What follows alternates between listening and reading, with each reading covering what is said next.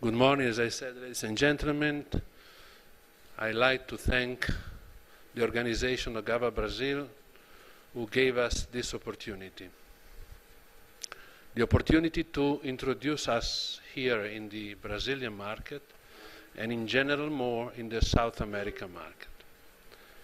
We did not operate in the South American market so much in the last years, so this for us is a very good occasion to introduce us and to show what we are.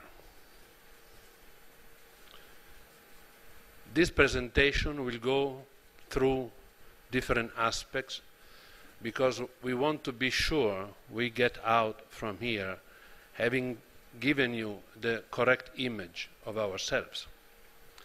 So we firstly will talk about a little bit of our organization, then we will introduce to you some basic concepts of layouts of the galvanizing lines that we are doing around the world. We will also introduce dedicated lines specific for certain products. We will also talk about some specific machines for pipes. And latest, we will inform you about the latest innovation that our company introduced in this market. So, we are Italian. The company is located near Milano. I am the founder of the company. I'm coming before that from the same business. I used also to be a galvanizer in the years back. So let's say that we have a long time past experience in galvanizing. Gimeco is also characterized by the fact that designs all the components involved in the galvanizing line. What I'm saying is not only the furnace or the dryer or the pickling tanks, but also the cranes or the hoists or the scrubbers or the baghouses are designed and produced by us. So our lines use all components that belong to our engineering. Consequently, we most of the times, we are asked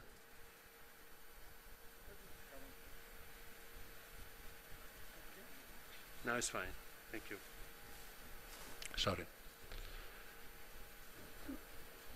Most of the times we are involved in a project from the very beginning, and most of the times we are involved in the complete supplying of the process of the line. Through these years, we worked around the world in many countries, and we have supplied till now 91 galvanizing lines. When I say galvanizing line, I mean from the beginning to the end, done by us. Not just the furnace or just the dryer, complete lines. Most of them are for general jobbing. When we say general jobbing, we mean the work for the general galvanizer. Most of them are for general jobbing, but also for pipes, for fittings, for nuts and bolts, and other specific uses. We have our own machine shop located, as I said, near Milano, where we cannot manufacture everything, some of the parts. Most of the steel framework are produced by our suppliers. As I mentioned before, we are designing all our own components.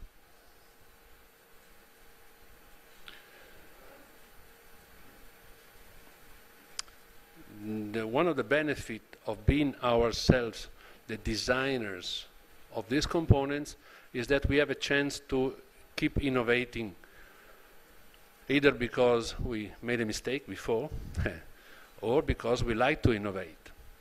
But this is giving you the chance to improve.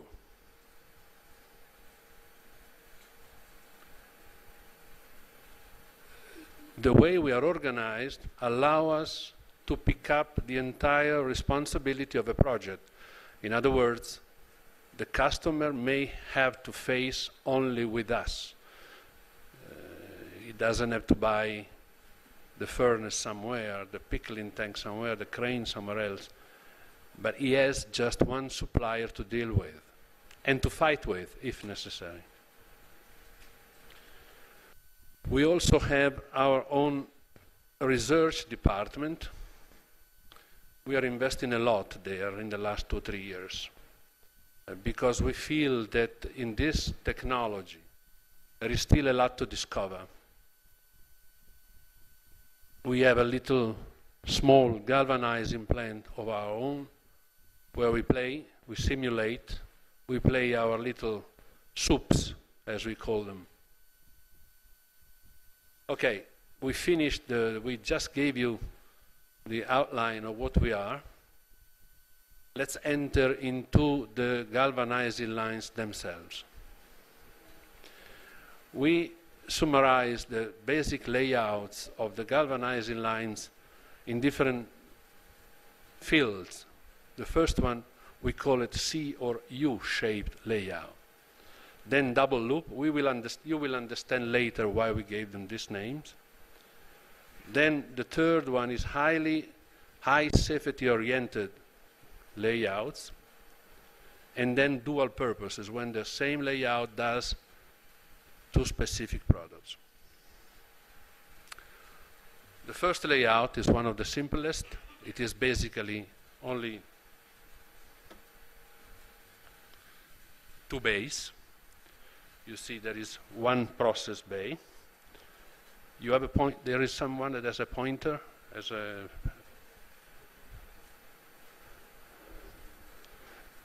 Claudia, do you have a pointer?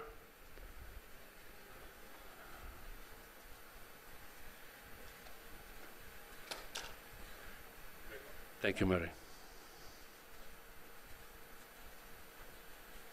Yeah, you see you have 2 buildings here. One building dedicated to the process, to the technological process itself, and the other building dedicated just to jigging and unjigging. The material flows in and out very easily. The layout is very simple, very effective, and also it could be very environmental friendly because the pre-treatment can be fully encapsulated and the kettle can also be encapsulated with the tunnel enclosure. Very similarly, the U concept is exactly like before, but in this case it is oriented as a U. The pre-treatment here, and then the material crosses to go to the dryer, and then it's galvanized and finished, and then unjigged. Same effective as before, same efficiency and same environmental control. Here you have some pictures related to plants made that way. See, this is the enclosure over the pre-treatment, over there. The picture is taken in the jigging area. Over here you start seeing the enclosure over the kettle, which is this. By the way, by the picture, it's interesting to point out that lately most of the plants are built outside the floor. So as you see, the working level of the operators is above the floor. This gives many benefits. Consider that first, from a maintenance viewpoint and inspection viewpoint, you can easily walk and go through all the plant without having to go down stairways where nobody wants to go. The other important benefit is that thanks to this system, we can apply our own zinc kettle extraction system so that the kettle, once you have to change it, it comes out from here on rails. And this is because it's on the floor. This again is another plant. This is located, this is the biggest plant in Italy. This plant is 20 plus 20 tons each hoist, so they can move loads of 40 tons.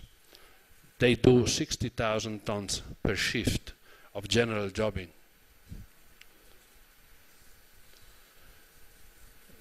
This is another picture related to another plant with similar aspects. You see the enclosure again, and on the pretreatment, and the enclosure of the kettle. We said before then the double loop.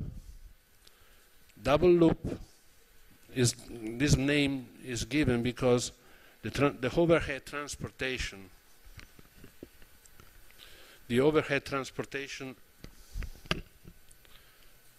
would be also nice if I would have a regular mic instead of having this. Would it be possible to have a mic? Yeah.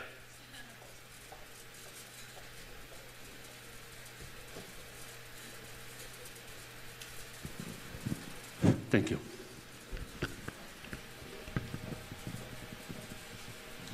Double loop, we were saying. Double loop because, see, the overhead transportation system is divided in two portions. The first portion is the one over the pretreatment with hoists that take care of just the portion of the pretreatment. And the other loop is the group of hoists that keep moving the material within the dryer, zinc kettle, quenching and passivation, and buffering. So this overhead transportation is made like a loop, and there are one and two latching cranes that move alternatively to allow the three couple of hoists to turn around continuously. This is a very effective, very highly productive layout. Similarly, another one which is based exactly upon the same concept. In addition, it has higher space for jigging and unjigging, and it is connected with the centrifuge spinning line using the same pretreatment. So this does the spinning, this is the spinning plant, and this is the regular general jobbing plant. And these are some pictures. You see here the enclosure over the kettle. This is the unjigging area.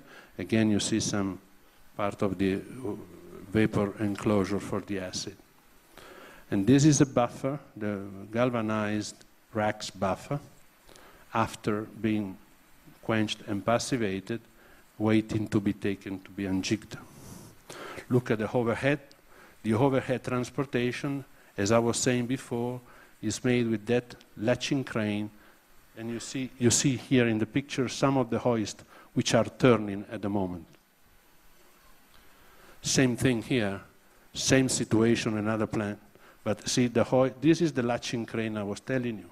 And this crane can alternatively latch with this monorail or with the other monorail there, so to allow the hoist to move back. This is a situation of the pretreatment department where all the tanks are encapsulated in this big enclosure and where the hoists are moving the racks being outside the roof. Now, these both type of layouts are very effective, very productive.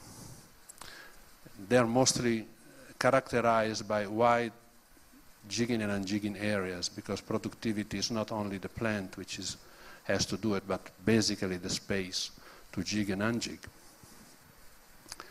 But there is one aspect of this layout which is negative. It's negative at least compared to some regulation that are moving up in Europe and in some other countries, which is the safety. Safety related to the aspect of having loads moving over the head of the people.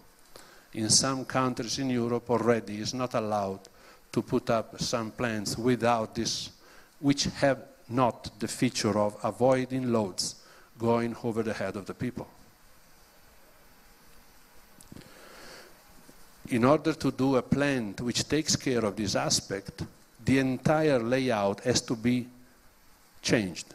Cannot be like before, because the people jigging and unjigging, they have to work being safe and being free to work without worrying if over their head something is moving.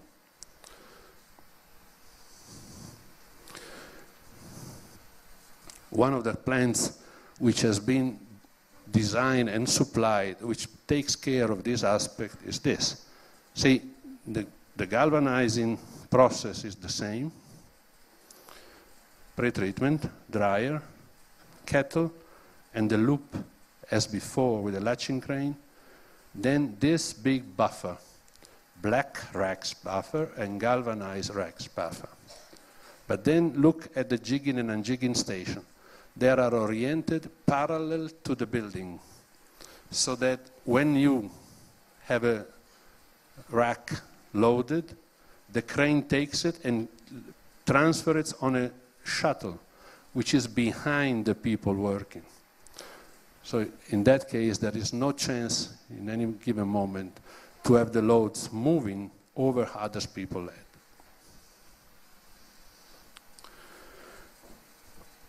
This is also oriented for that. This is a little bit more sophisticated.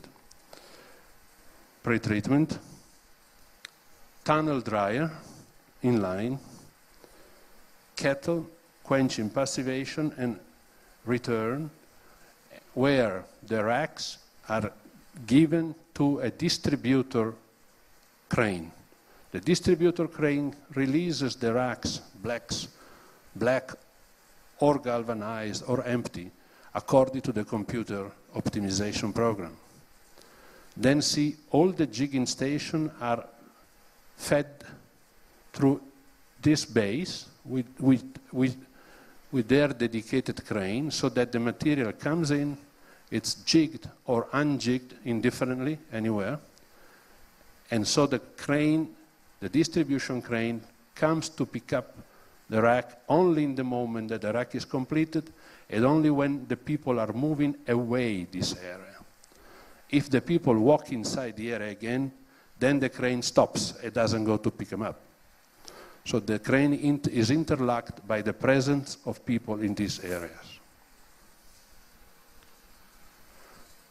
Same concept as before, one step further, which is based upon same pretreatment, dryer, zinc kettle, quenching passivation, buffer, and galvanized rack unjigging, so exiting, or opposite, black racks to be jigged, to be loaded, with the material entering this way and following the process as before. This is also extremely efficient in terms of logistics and in terms of material flow. Some pictures. See, in this moment people are here jigging, and this is the jigging station, which is mechanized, and the jigging station is also equipped with weighting, so they know in any given moment what is the load they are putting on the rack. And once they finished, they have a computer on the wall there where they push a button so that the distribution crane comes to pick it up, and in the same moment,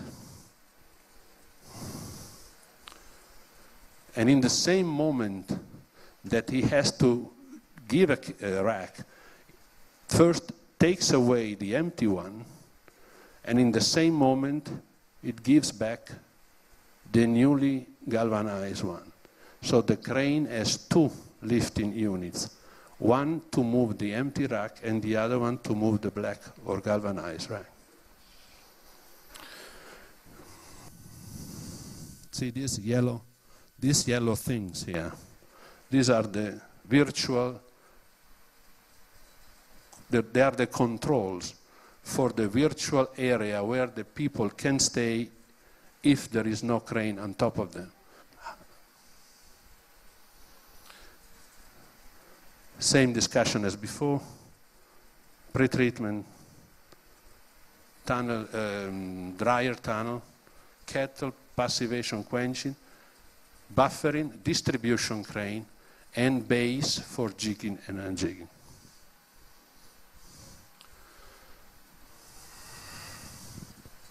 Next step is the dual purpose plant. Dual purpose means they want to galvanize general jobbing mostly and then a specific product. This, for example, is a layout for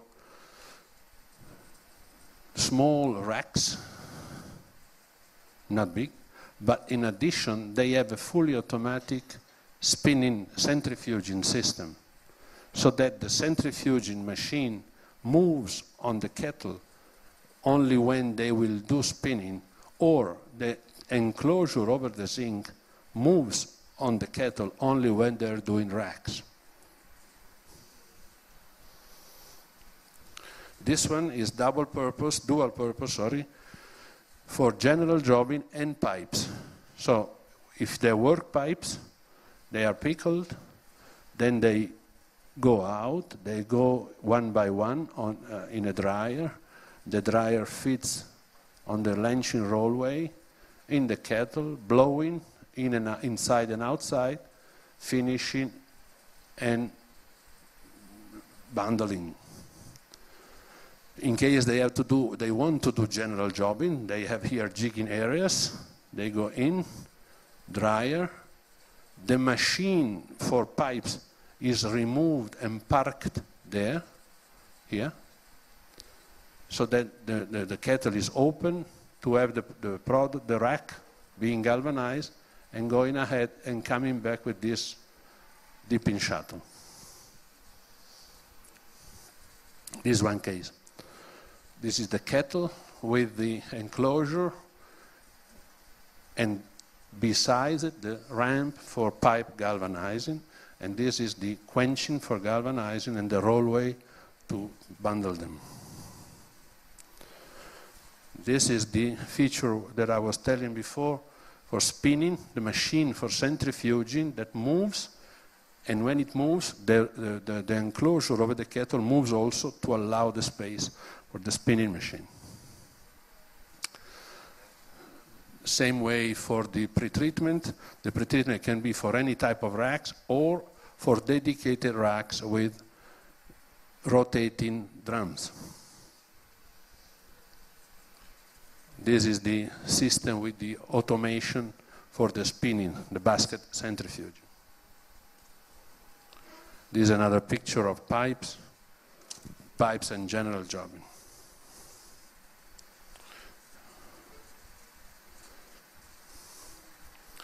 Then dedicated galvanizing lines are those that are doing just one product. And we have two kinds of dedicated lines. One is for pipes, either for 600 pipes per hour or 1,200 pipes per hour, or for spinning, which is the smaller of 35 baskets per hour, or the biggest 65 baskets per hour. For pipes, the pipes are handled in a completely different way than in general jobbing, because the pipes, except when they're pickled, they are in bundles. All the rest, they go one by one. But in this case, you have a pre-treatment, which is this part, and then all the rest is all the handling, drying, launching, galvanizing, blowing, quenching, passivation, and so and so. We have a video, then you can see some of these aspects. This is one complete line for galvanizing and finishing of pipes. So the pre-treatment, the galvanizing, and then the passivation with the dryer, and then the threading machine and the packaging machine. Some of the pictures of the galvanized. This is the place where the bundle of pipes which have been pre-treated, fluxed, are spread to go one by one. This is the machine for galvanizing, and this is the finishing, the passivation part. Now, there is a video. I don't know the quality, so excuse.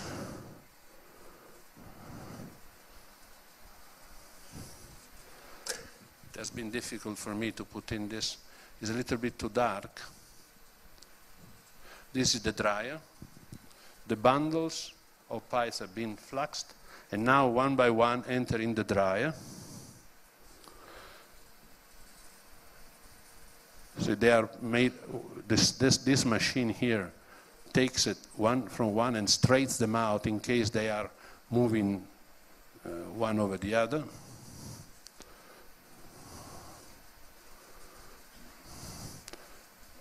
At the end of the dryer, the pipes are placed on a launching rollway that you see here, 2 at a time, because there are 2, in this case, the 1,200 pipes per hour are 2 lines, and they're thrown toward the galvanized kettle.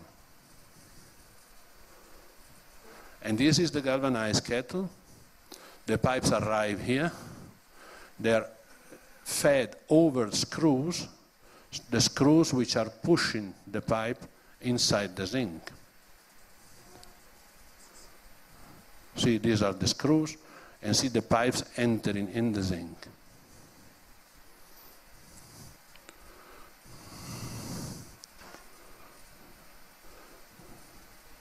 The hooks pick up the pipes automatically and have the pipe, the head of the pipe, touching some magnetic rolls. So as soon as the pipe touches the magnetic rolls, they move out. And once they're moving out, the first thing they meet is an outside blowing ring to remove all the excess zinc which is located outside the pipe. We'll see it later.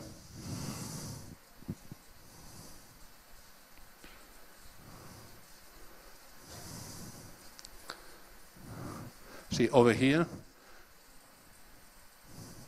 see this is the pipe coming out. Before, over here there is a blowing ring that removes all the outside excess zinc.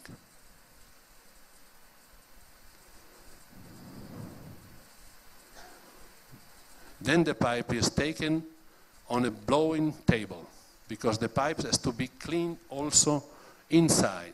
So it is injected by steam, see, the steam injection there, and the steam injected in the pipe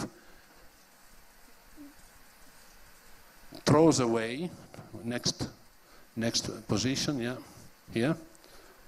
See, look at the end of the pipe. See, the extra zinc inside is blown and then is recovered by filters and cyclones, so that the pipe though inside is perfectly clean, and you recover all the zinc. This is the end where the pipes are controlled and checked by their quality, and the man here is just has to select if they are good or not.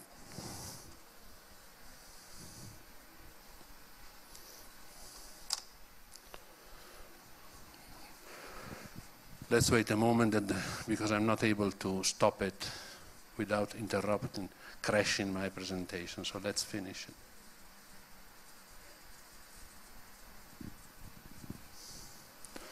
Okay, I think we have another one, which is a little probably clearer, I'm not sure.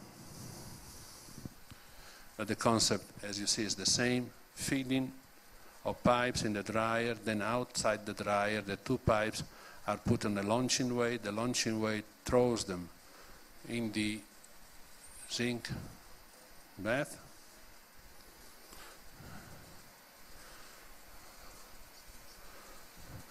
Then in the zinc bath, the hook picks them up and they are fished to touch the magnetic rolls. Consider that the 2 plants you've seen here, they are both for 24 maximum, 24 tons per hour of production.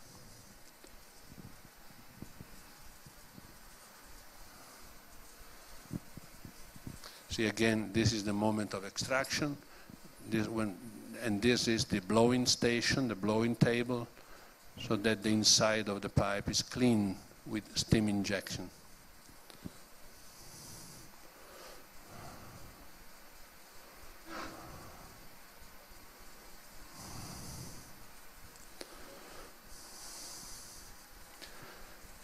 Then the pipes, after being quenched, are going on an inspection table and then again to the bundling or threading.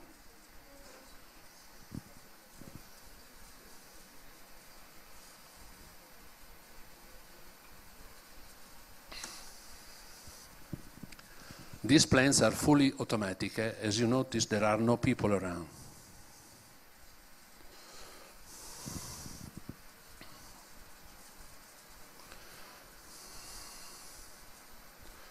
This is a general overview of a pipe galvanizing plant, the one you saw before.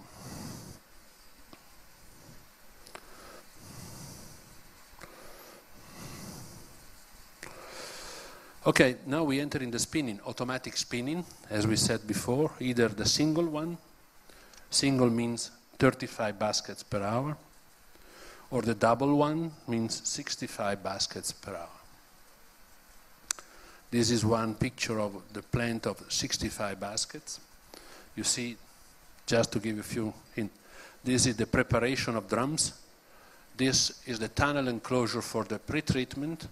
The dryer is in the back. You don't see the dryer here, but the dryer will feed the basket at the beginning there, and the basket is taken by the machine of spinning and is coming out there where there is the quenching and passivation.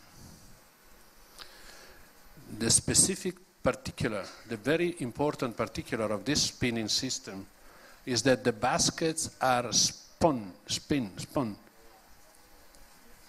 immediately after they come out from the zinc. So there is a delay of 2-3 seconds. You will see it later. So the spinning takes place only 2-3 seconds after. This is another picture related to one of these plants. And this is another video, which I hope is going to be clear. See, the basket is loaded by the tape there coming from the dryer. In the meantime, the empty basket arrives. You will see later how. Once the basket has been loaded by the kilograms that the recipe wants, the turntable moves, so this basket loaded is going to be picked up and going to the zinc, and this other one here is going to be loaded again by the dryer. So the basket is taken by this first machine. It enters into the enclosure of the zinc kettle.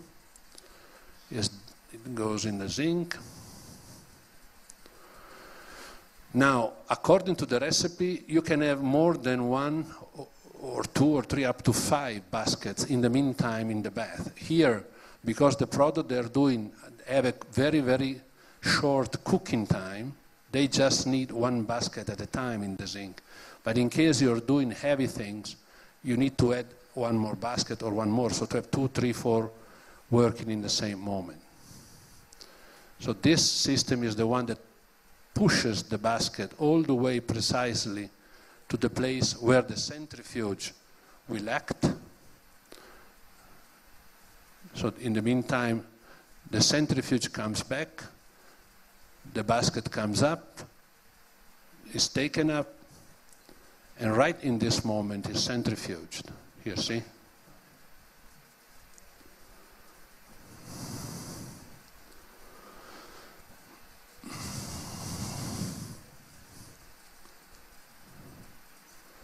The basket then is left on this rollway where it is turned upside down. Another important aspect is that the basket never gets quenched. So it never loses, well, not all of it. It keeps most of the heat. So once the basket is emptied out, this fork comes in, picks it up,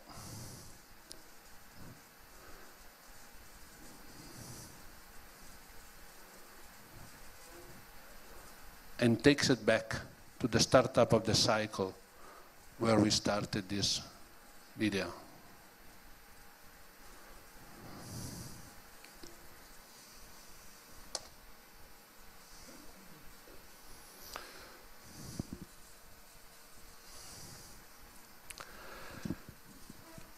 Another aspect of our work around the world is that we have been called few times now to enter into the logistic and the layout of the entire fabrication line, meaning that for poles, for guardrails, for transmission towers, sometimes the galvanizing line already.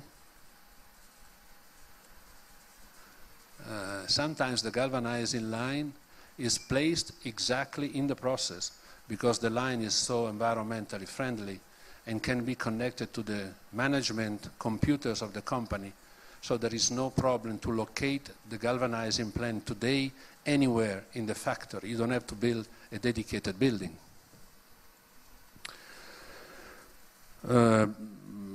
Having this feature in, you can have all the data coming from the galvanizing line entering into the main management program of the company. We have been doing with some others, of course, not only by ourselves, plans which integrates galvanizing lines to steel transmission, power transmission towers fabrication, and also guardrail fabrication.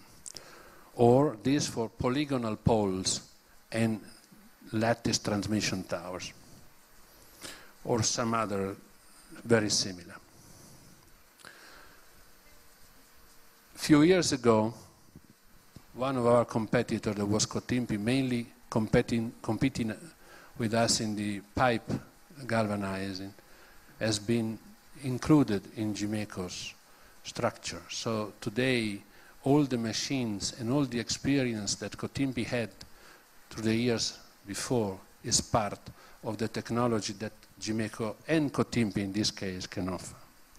We're talking about threading and socketing machines, pipe straightening, end facing and chamfering, and hydraulic pressure testing. If I know there are some pipe producers here, they know exactly what I'm talking about. These are the pictures, some pictures of this type of equipment.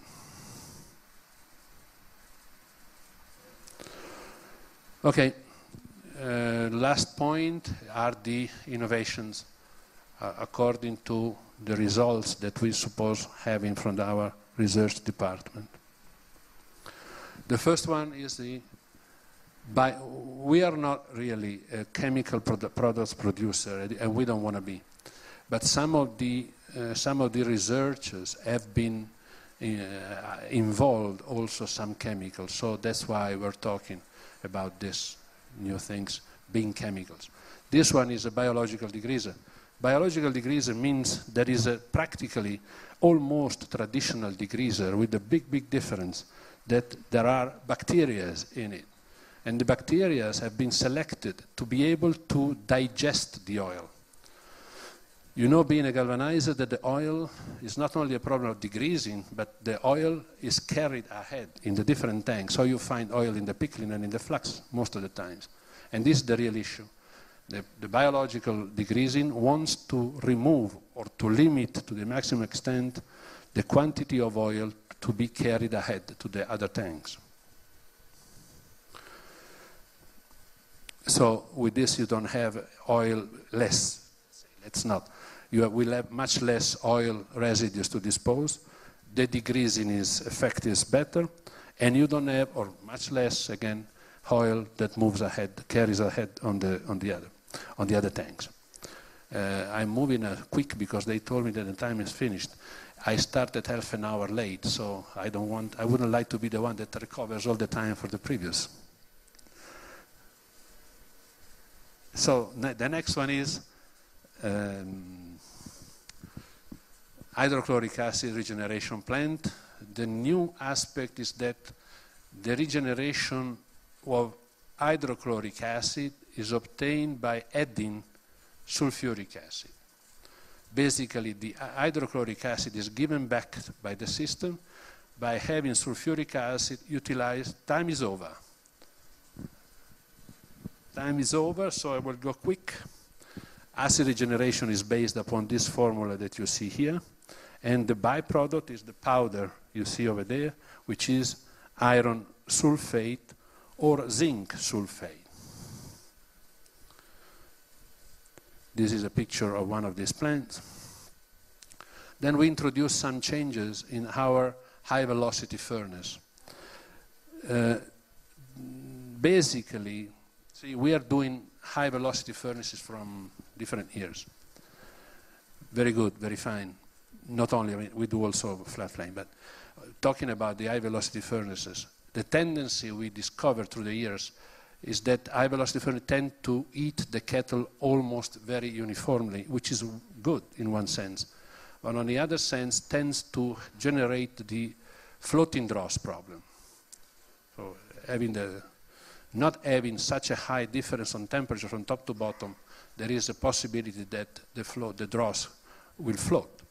So that's why we moved over a new way of doing this high-velocity furnace, where we changed a little bit the way the flue gases are moving around the kettle. And more than that, we eliminated the zinc thermocouple which is in the zinc.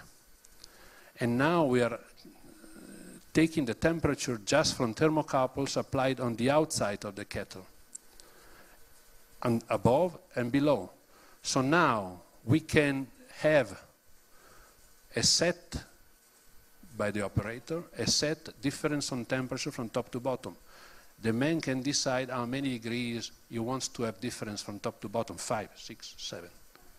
And this is a very important effect because the quality improves a lot. This is quickly what I already told. And then the last one is, maybe some of you know already, alga, which is a new way of adding aluminum in the bath. Normally you have only 0.002 or 0.004. With the alga process, you can have 20 times more aluminum in the bath. Aluminum gives a lot of fluidity, impressive fluidity, better look, much better finishing of products, so you have much less people working on finishing. Dry ash, lower quantity of ash, and many other things that I don't have the time to tell you because they keep telling me that I'm over. Thanks for listening, and I hope you enjoyed it. Thank you very much.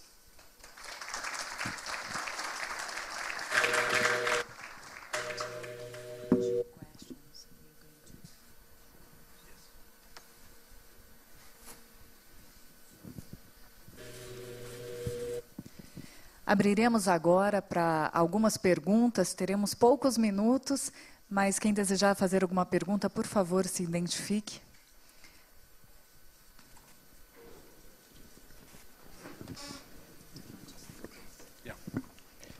Bom dia, parabéns pela palestra. Meu nome é Thiago Limoeiro, da Petrobras, e a gente acabou de fazer alguns trabalhos de galvanização.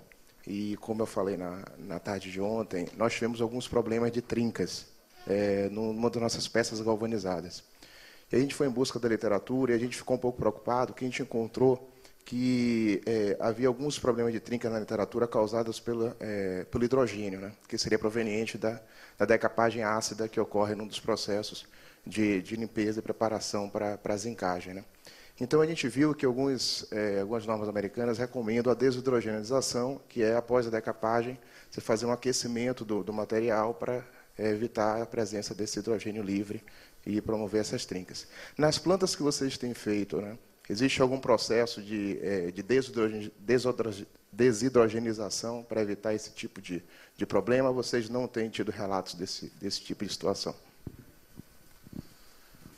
The phenomenon you're talking about, first of all, I don't want to take the place of Mr. Frank,